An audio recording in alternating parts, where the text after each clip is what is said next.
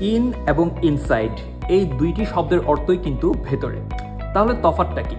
আজকে আমরা এই ভিডিওতে ইন এবং ইনসাইডের তফাৎটা জানব। তাহলে চলুন শুরু করা যাক।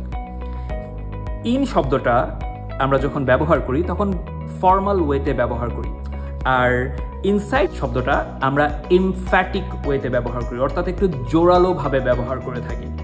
দুইটি উদাহরণ দিলে কিন্তু ব্যাপারটা আরও স্পষ্ট হবে। প্রথমটা হচ্ছে we are in the classroom, আমরা ক্লাসরুমের ভেতরে।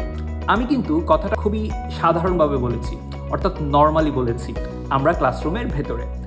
আর আরেকটা উদাহরণ হচ্ছে স্টে ইনসাইড দ্য ক্লাসরুম, অর্থাৎ ক্লাসের ভেতরে থাকো। এখানে কিন্তু আমি জোর দিয়ে বলেছি, জোর দিয়ে ভেতরে থাকার কথা বলেছি, সেজন্য ইনসাইড শব্দটা আমরা জোর দিয়ে বলার ক্ষেত্রে ব্যবহার করব, আর ইন শব্দটা আমরা নর্মালি ভেতরে থাকতে বোঝাবো।